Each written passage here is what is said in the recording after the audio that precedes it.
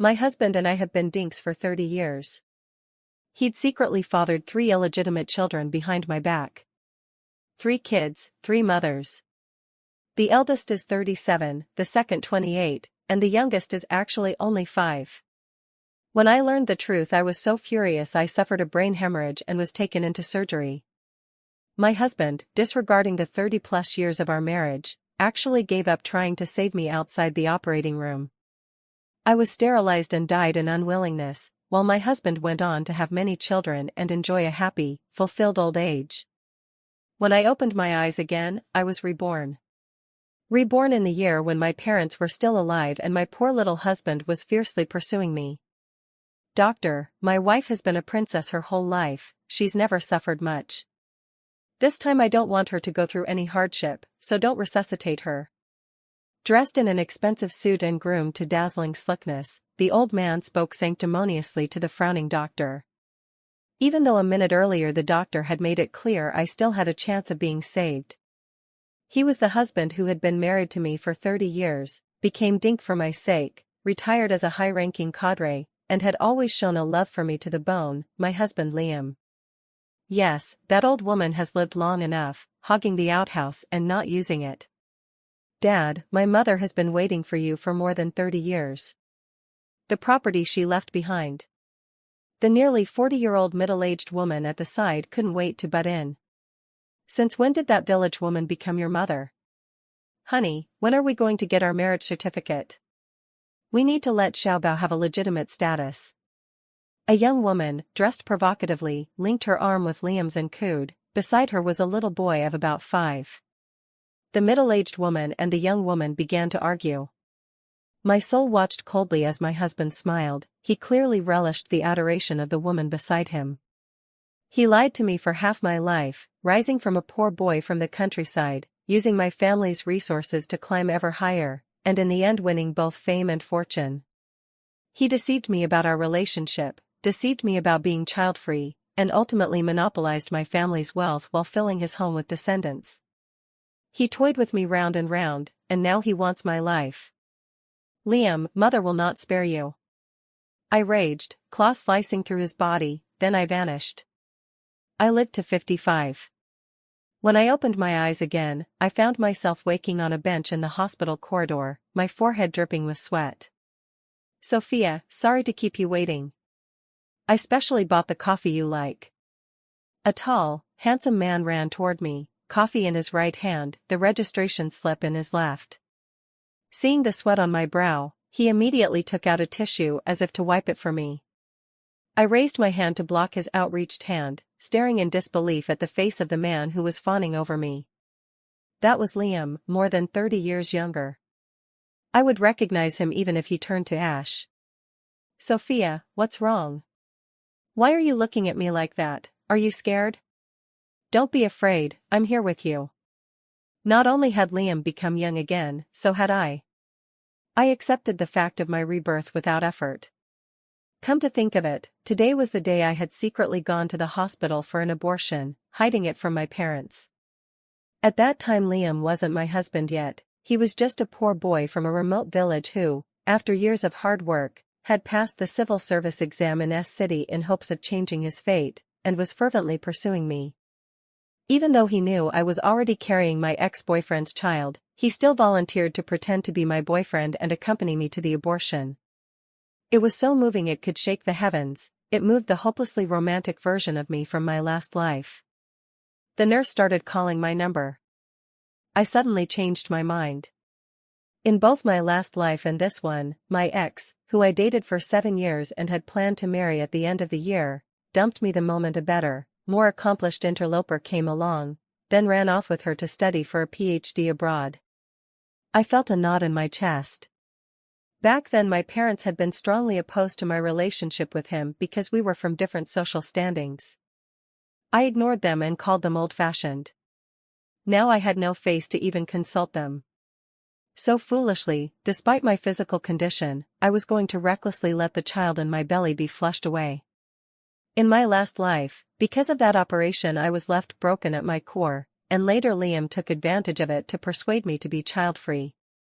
I regretted it then, my parents were heartbroken, but it was of no use. Now, everything was going to change. I'm not having the operation. I'm keeping this child. I tore up the test results and walked away from the operating room door without looking back. Leaving the child behind for the sake of my future isn't a bad idea. Sophia, you're still young. Being pregnant before marriage is never a good look, it'll hurt your reputation. Liam hurried after me, anxiously urging me to think twice. You also have to consider your future marriage. These days, which man would want to raise another man's child? I stopped, watched Liam's ceaseless mouth, and smiled. Every word he spoke seemed to be for my own good. If I hadn't known his true colors, I might even have been moved by his apparent devotion and convinced he was a good man. Yeah, nobody wants to raise someone else's child, and I was no different. In my previous life, his illegitimate daughter became my goddaughter. I worried and labored for that goddaughter, spent money and used my connections to help her get into college, pouring out my motherly love. Who would have thought she was my husband's illegitimate daughter, conspiring with him to scheme away my estate while I was fighting for my life? I was practically a joke. Liam, I know you're trying to help me, but this is my own business, so you don't need to worry about it. Go back to work. I didn't even look at the awkward, resentful look on Liam's face. I just drove straight home. On the way home, I kept thinking about how to explain things to my parents. The truth is I really like children. The reason I didn't want the baby at the time was because I hated my ex for betraying me. Later, when I tried to conceive again, I kept having miscarriages, things always went against me, and in the end I had no fate for children. I didn't expect that when my parents learned I was pregnant they didn't scold me. Instead, they felt even more sorry for me. I told you that boyfriend of yours wasn't a good match, smart, yes, but emotionally inept, with an inexplicably big ego, always acting like we looked down on him. My father slammed the table and scolded my ex. Breaking up was for the best, better than discovering after marriage that the man is unreliable. Sophia, our family has money, supporting 1 or 2 kids is no problem. At worst your parents will support you for life. We're not snobs, but the old saying about matching families does have some truth to it. For a moment I hugged my mother and burst into wrong tears, first cheated by a penniless kid, then deceived by Liam. I had put the rest of my life on the line. I went to work as usual, but Liam from the same office never appeared in front of me again after that day. Even our colleagues assumed we'd had a big fight and fallen out. Little did they know we had never been together at all.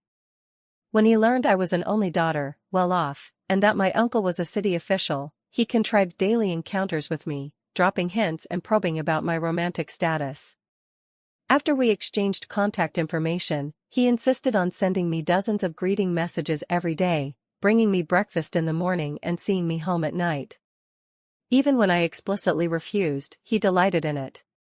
His attentive efforts made everyone else assume we were dating. Now, when we accidentally meet, he pretends not to know me. I understand perfectly well, he's merely hesitating. After all, not every man wants to be the one left holding the bag. But I know he will come back to find me. Although Liam is a civil servant, handsome and tall, he's 32 this year and graduated from an ordinary university. In S-City, a super metropolis teeming with talent, he has no connections, no background, and no money, nothing that stands out. He desperately wants a wife who can save him 10 years of struggle, preferably an only daughter. But women these days aren't foolish either. The accomplished ones look down on his family background, and the lesser ones he wouldn't consider. He couldn't, in the short term, find anyone more suitable than me. I didn't expect that day to come so soon. Because in the previous life he accompanied me to have an abortion, we shared a little secret and our relationship advanced significantly. At that time we were in an ambiguous, flirtatious stage. His mother had a moderately serious illness and needed surgery in S-City, but the 30-something young man who had just started working hadn't saved any money, so he turned to me. In the past life I very easily agreed to lend him the money. He acted grateful to me on the surface, but behind my back complained that I was naive and rich, using money to put him down, something I later saw in his posts years after. This time, Liam shamelessly fawned over me again. Sophia, I've been swamped with work lately and haven't had time to look you up. How are you feeling? He looked at my still flat stomach with a face full of concern and asked, I'm fine. I pretended not to care and answered with a smile. But are you really going to keep it? What if the organization finds out? Liam deliberately leaned close to my ear and spoke in a low voice. I thought it was ridiculous that he was bringing the organization into this. I was just a temp. At worst I'd quit. Besides, being pregnant out of wedlock isn't illegal. These days even illegitimate children have inheritance rights. Didn't he himself have an illegitimate daughter back home? She must be about 6 by now. There's nothing I can do. The doctor said if I don't keep this child, I might have trouble getting pregnant later, I said, troubled. Liam looked at me with a pitying gaze. He praised me as a good woman, a good mother, but lamented that I had chosen poorly. We engaged in shallow conversation. When he sighed again, I began to pretend concern. What's wrong? Is something going on at home? My mother is sick and needs surgery at the first hospital. She doesn't have medical insurance. Under Liam's feigned reluctance I transferred 50,000 yuan to him directly. I'm borrowing it from you. Auntie's illness is serious. You're unfamiliar with this place, aren't we friends? Actually, I also wanted you to help me.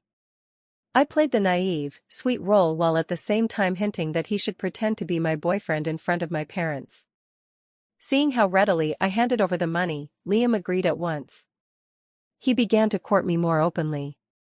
But I treated him with a cold-hot attitude, which left Liam baffled. So he staged an accident, like in the previous life, to instantly heat up the chemistry between us. After work, as usual, Liam wanted to walk me home. This time I refused. Liam, we're just friends, it's not appropriate for you to walk me home every day. The office colleagues have already started whispering. I touched my slightly rounded belly and said hesitantly. Sophia, there's nothing between us, don't listen to those gossipy women. Aren't you pregnant? Be careful with everything. I know a century-old shop that makes a great blackbone chicken soup, very good for a pregnant woman's health. Whether the blackbone chicken soup tasted good I didn't know, because in my last life I never got to taste it. In this life, after a few refusals I readily agreed to go with Liam for the soup. The century-old shop stood in a crowded, dilapidated shantytown. I followed his footsteps down a narrow lane. All around were haphazard additions and makeshift structures. If you looked up you could see residents' brightly colored clothes and underwear drying, blocking what little sunlight there was. Liam was visibly embarrassed. He watched the surroundings as he helped me walk. Sophia, I was living here before I got admitted.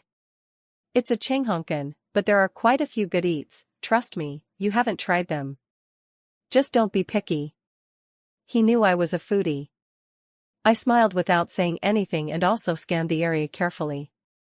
As we passed the big tree near where the incident happened in my previous life, I heard a faint sound coming from above. I pretended to check my phone and quickly stepped to the side. Watch out. Sophia. At the same time Liam lunged toward me. We missed each other perfectly. Unlike in the last life when Liam shoved me aside, this time he intended to throw himself on top of me, using his body to shield me from the falling flower pot. For a moment I thought, if I hadn't dodged, my belly would have hit the ground and Liam would have killed 2 birds with 1 stone. In the end I'd lose the baby and be forced to thank him for his life-saving favor. Liam collapsed at my feet, face first, and the flower pot landed squarely on his head, shattering it. I quickly pulled out my phone and snapped a photo of the shadowy figure who had been peeking out. Then I cried out loudly, "Ah, Liam, are you okay?" Liam let out a cry of pain. This life I still didn't get to drink the blackbone chicken soup. The ambulance took Liam away. Liam's carefully staged hero saves beauty performance drew to a close. In the last life he paid only with a scratched arm and won the hearts of my parents and me. My parents changed their opinion of him, convinced he was an honest, good man. I was moved by him once again. This time, he was doomed to try to steal the chicken and end up losing the coop. In front of the nurse I said, "Liam, luckily you were here, otherwise, there's no surveillance there, and the homeowner won't admit the flower pot is his. Ah, then forget it, maybe it was an accident, thankfully you're fine, Liam said magnanimously, a bandage wrapped around his forehead. That won't do. Who's going to take responsibility for your injury? You have a concussion, maybe he did it on purpose. Throwing things from a height is a crime. I've already called the police. When he heard me, Liam's face changed. He failed to hide his expression, contorting for an instant before forcing a smile that didn't reach his eyes. Anyway, it's nothing serious for me. Let it go, be merciful when you can. He used the same line in my previous life, posing as the kind, magnanimous man while smoothly fobbing me off. Years into our marriage, when I was already a done deal, he let his guard down after drinking and let a few slips show. It wasn't until I was reborn that I realized Liam had been calculating me from the start. This time I wouldn't give him what he wanted. I insisted on full compensation from that man, including Liam's medical bills and my damages.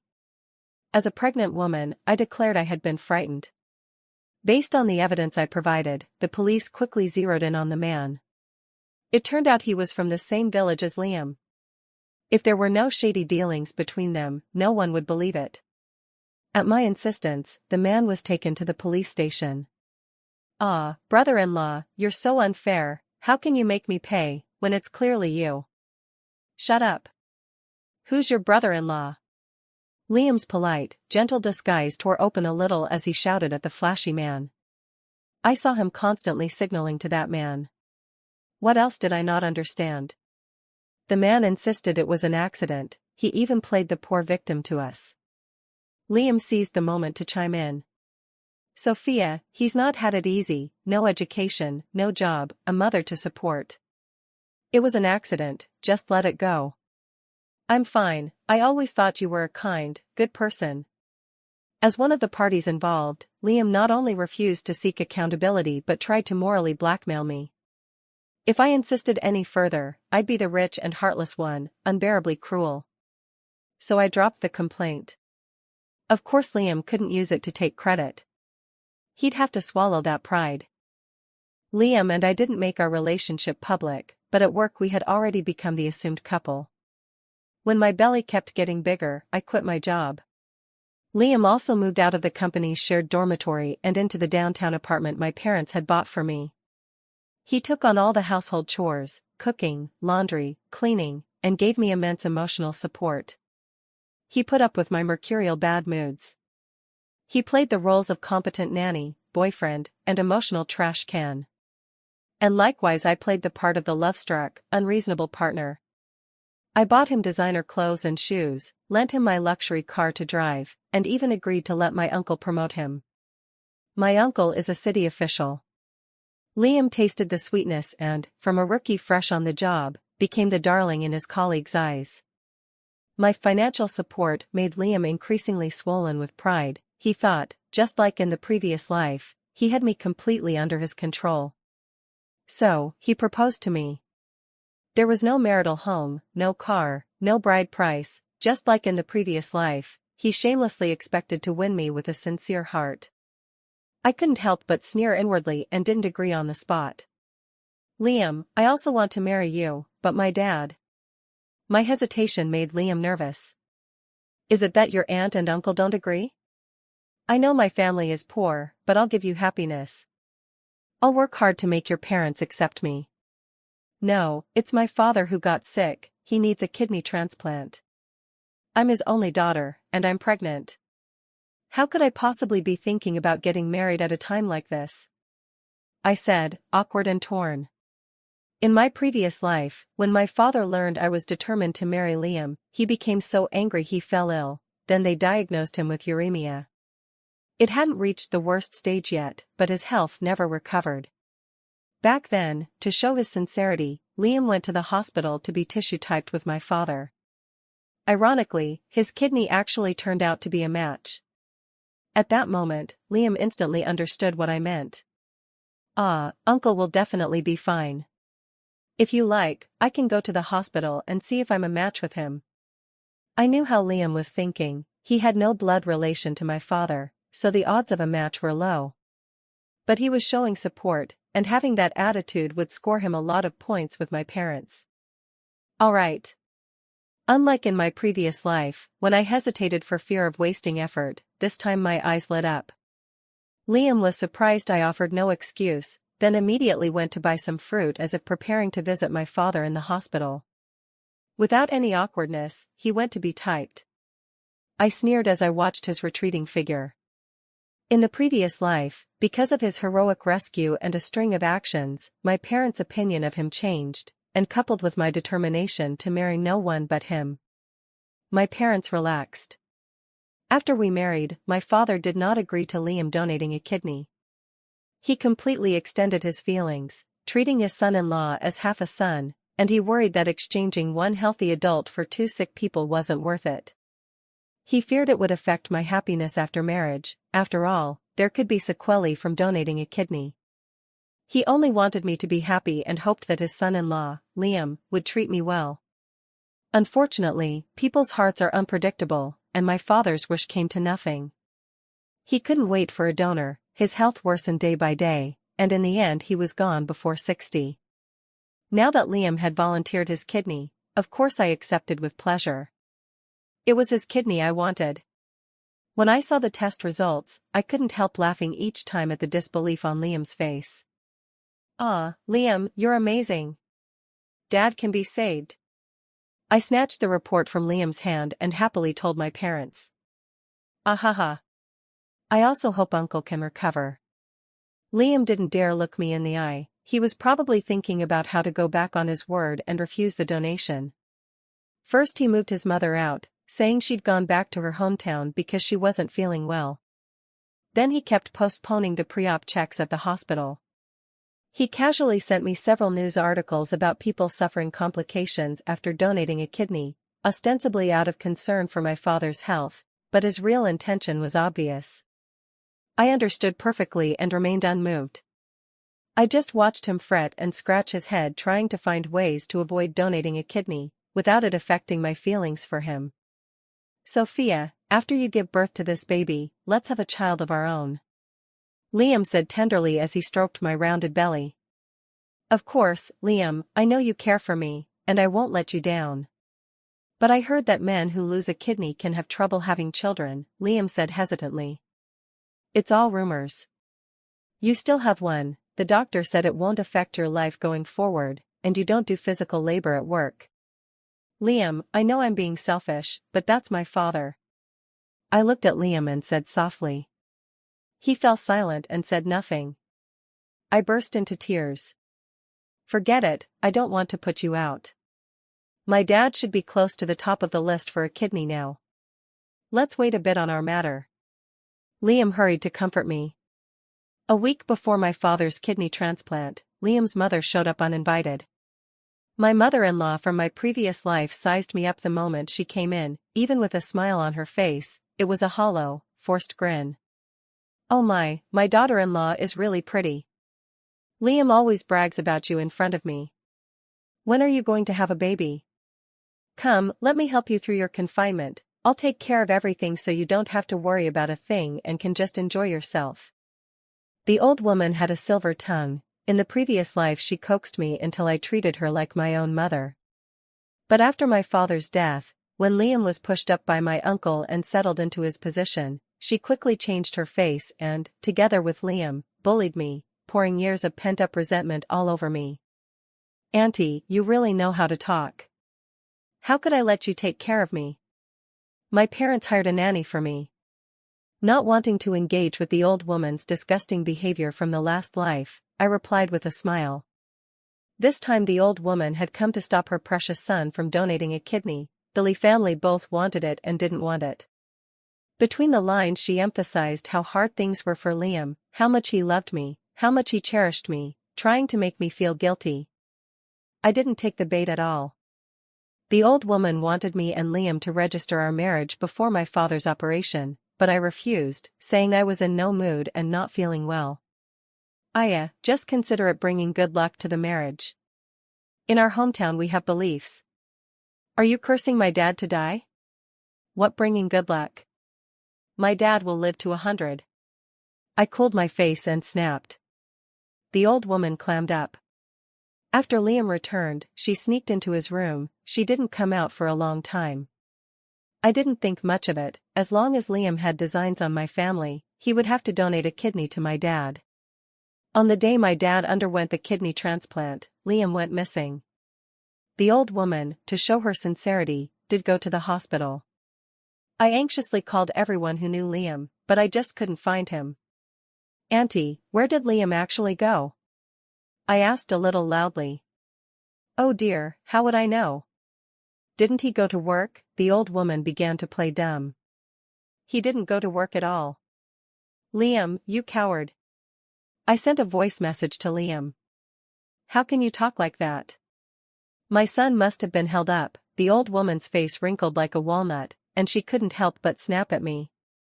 "If you don't want to donate a kidney, just say so. We didn't force him. Going back on your word isn't something a real man would do. What a fine son you raised." My mother was furious too. "My son's obviously fine. Unlike your daughter, already got herself pregnant before marriage, and you should be thanking my son for taking her in." The old woman couldn't hold back and shot back at my mother, but her barbs were aimed at me. You, my mother was so angry she was about to strike the old woman, but the long-time laborer shoved her down.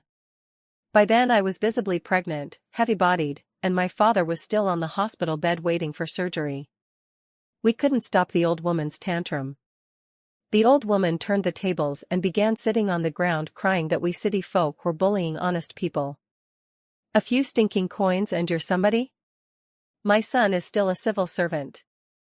That filthy woman forced my son to dig a kidney for her father. Judge for yourselves.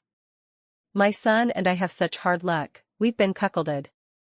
At that moment she was throwing a tantrum, rolling on the ground, reversing right and wrong, full of lies, bullying the two of us. Her behavior overlapped with the way she tormented my mother and me after my father's death and after my uncle retired in my previous life. It turned out Liam had long ago told her that the child in my belly wasn't theirs, yet she still pretended to know nothing in front of me, posing as the child's grandmother. Who knows what plots she might be weaving behind my back. Under the weight of old and new grievances, I couldn't help stepping forward and slapping the old woman twice. She was short and thin and spun around on the spot.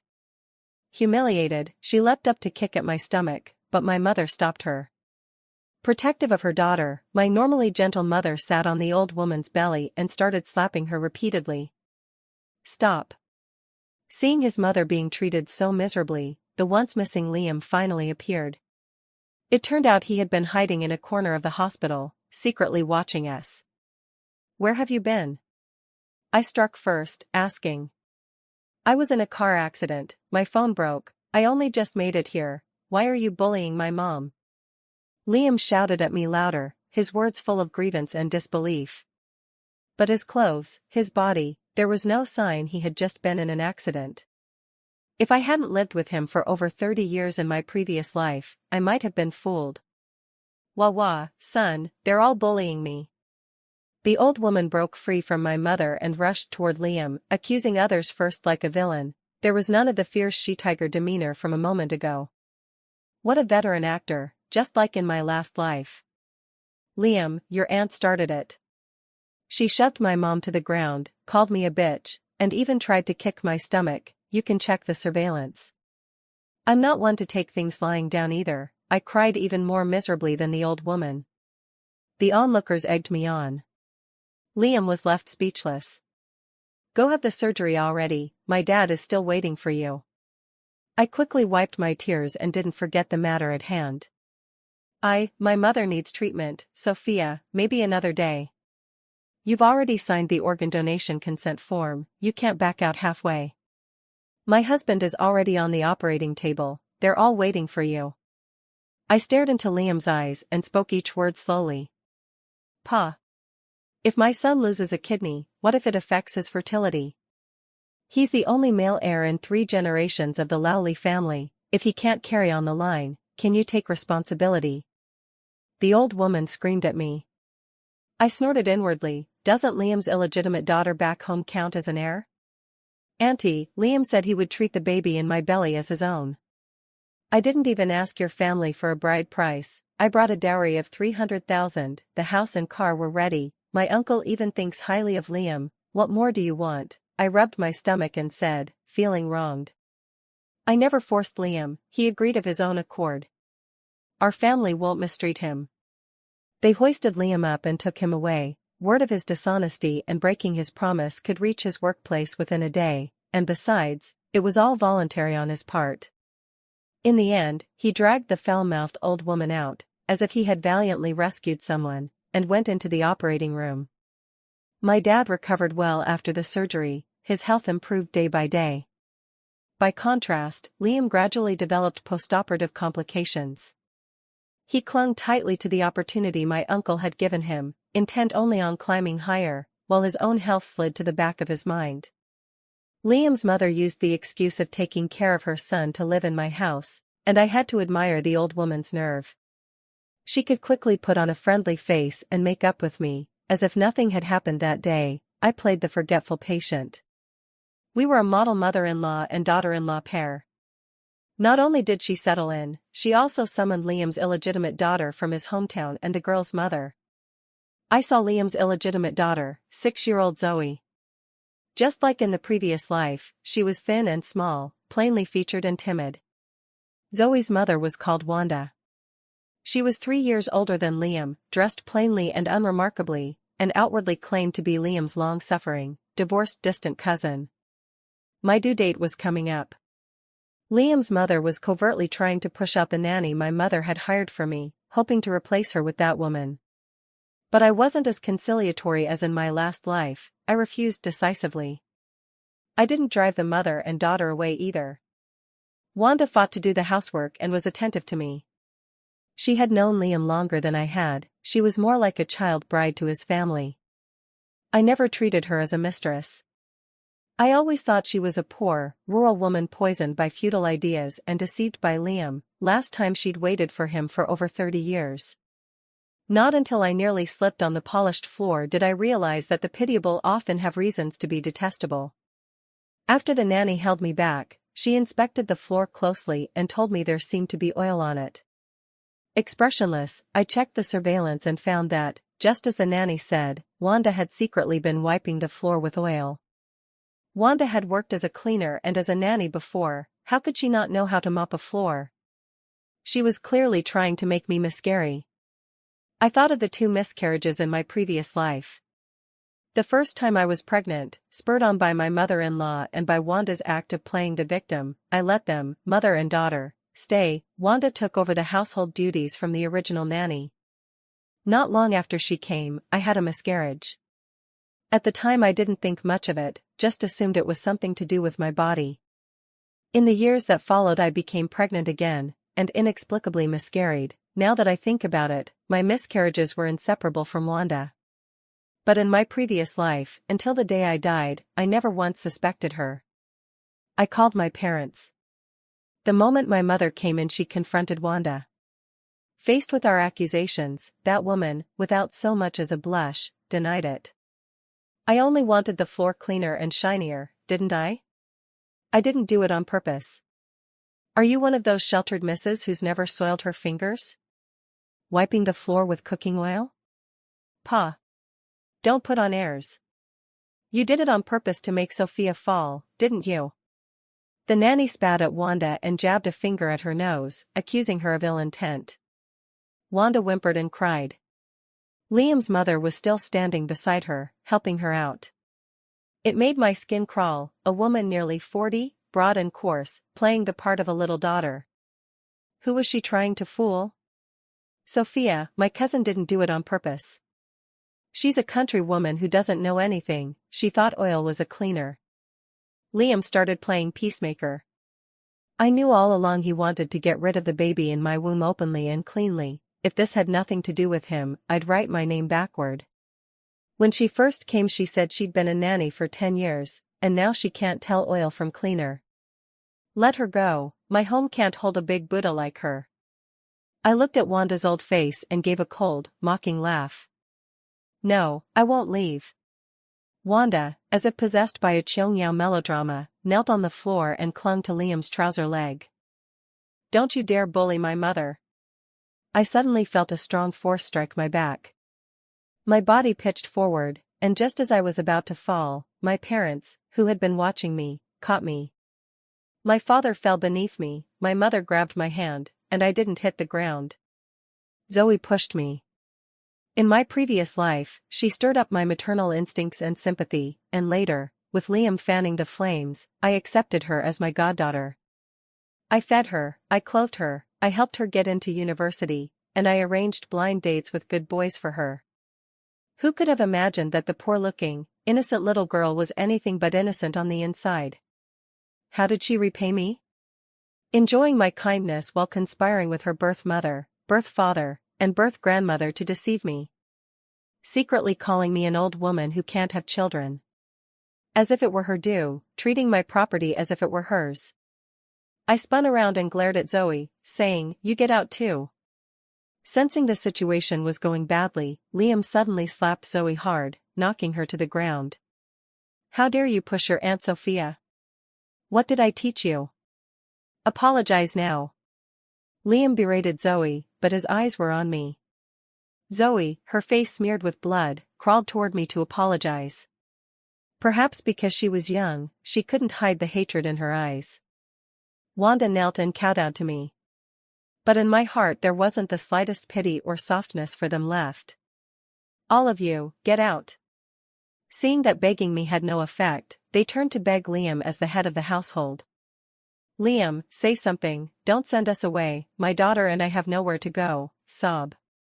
"Liam, after all she's related to you, your cousin. Sophia, we're all family." Liam's mother glanced at me and pleaded. My father's impression of Liam had already taken a hit, even though he had donated a kidney to him. I ignored them and, to the disbelief of the Lee family, directly dialed the police. Wanda and her daughter were driven away as if they had suffered a grave injustice. Liam and his mother, however, seethed with anger but dared not speak. At my parents' arrangement I moved into the hospital to await the birth. Liam could only run between his workplace and the hospital, tending to me every day.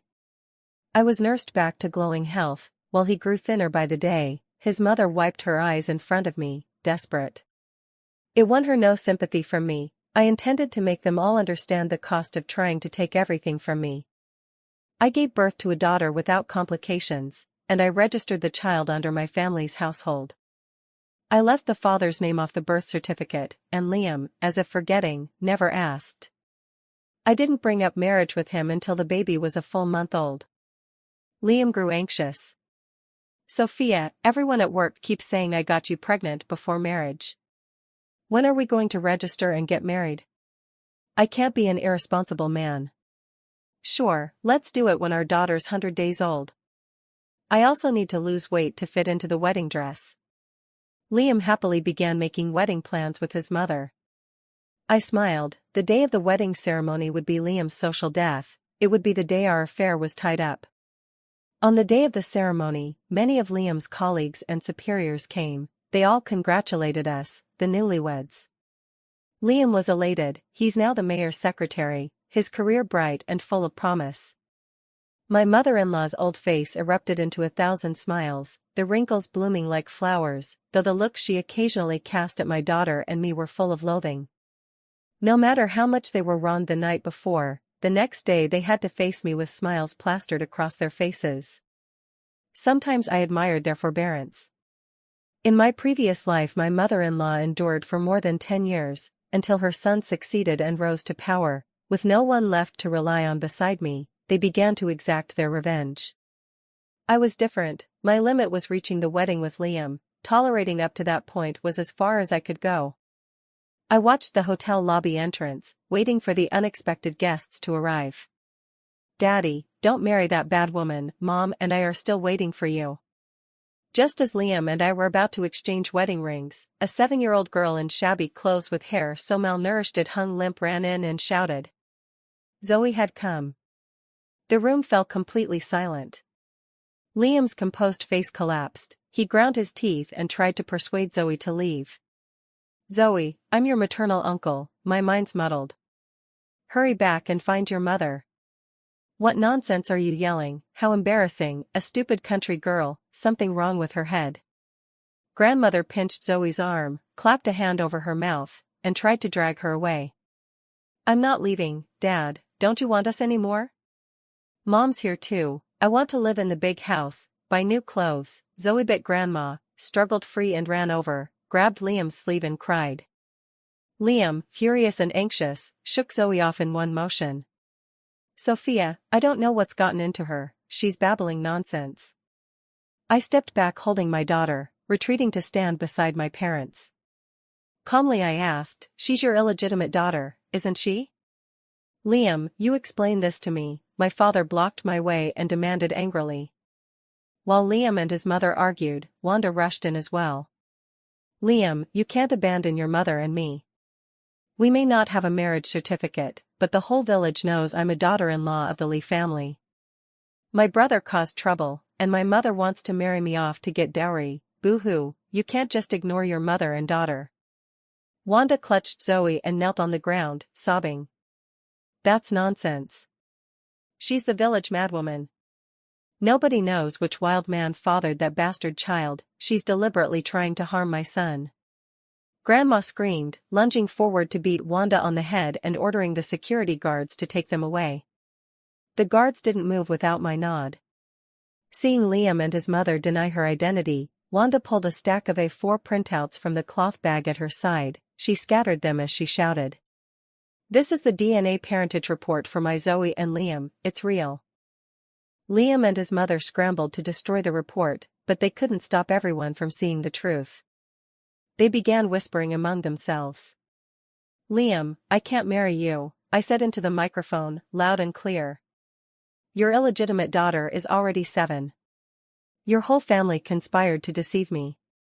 No, Sophia, we both have children. Listen to me, let me explain, that was all years ago, Liam said urgently. The daughter is mine, not yours. We both know it. You already got what you wanted. We're even. Seeing I was resolute and the wedding could not continue, the old woman grew bold with shameless words. Bah, you slut, worthless tramp, pregnant before marriage, what a disgrace. My son doesn't even despise you, and yet you pick on him. Don't forget your father still has one of my son's kidneys in his body, biting the hand that fed you, may thunder and lightning strike you dead. Oh, my poor son. That kind of mean, shameless mother-in-law, if you argue with her, she only grows more aggressive and loses all sense of decency. My parents took my hands and quickly led me away from behind. The Lee family mother and son tried to step forward to stop us but were held back by security. Even after we had gone a long way, I could still hear the old woman's curses behind me. Liam lost both face and reputation in that wedding scandal. Because of improprieties in his conduct, he was reported, quickly removed from his post, his prospects gone, becoming the joke of the workplace. Sophia, where did you go? You sold the house, my mother and I were thrown out. I was forced back then too. I really didn't mean to cheat you, please forgive me, okay? A daughter can't be without a father. Liam pleaded on the phone. The house was mine to begin with, I can sell it if I want, what's it to you? Weren't you practically wishing my daughter dead? My mother and I no longer bother you. I replied with a laugh. Sophia, did you do this on purpose? Did you set me up? How could that village woman Wanda expose me, know anything about paternity reports? This was your plot. I even gave your dad a kidney. Liam finally put the pieces together. Oh, same to you. Didn't my uncle help you get ahead? When your mother came to City S for treatment, the 50,000 I gave you, the luxury goods I bought for you, the money I gave to build your family home, didn't I do all that? Don't be greedy. You. Bitch. You played me, you ruined my future, you took 100,000 and my kidney, I have complications now, I'm suing you. I won't forgive you. Do whatever you want. I blocked all of Liam's contacts, turned off my phone, and boarded the plane. My parents and I were moving abroad to settle. I never heard from Liam again until the next New Year, when my uncle contacted me. He told me what had happened to Liam afterward. After we went abroad, Liam's health declined. I heard he developed uremia. He couldn't afford a kidney transplant, and his workplace even started a fundraiser for him. His mental state was also troubled. He was constantly clashing with colleagues and supervisors. Once he even went to his uncle's office carrying a knife to vent his anger. Luckily a security guard stopped him. He was later fired. On New Year's Day, he stabbed Wanda more than 10 times, and Wanda died on the spot. The incident caused a huge uproar. Liam was admitted to a psychiatric hospital. With uremia, no one knows how many years he has left to live. His mother suffered a cerebral hemorrhage and has been incapacitated, now merely clinging to life. As for Zoe, she became an orphan and was admitted to an orphanage. When I learned of the Lee family's fate, I felt no schadenfreude. Instead I was inwardly calm. This was their retribution. My parents, my daughter, and I have begun a new life, and my future is bright.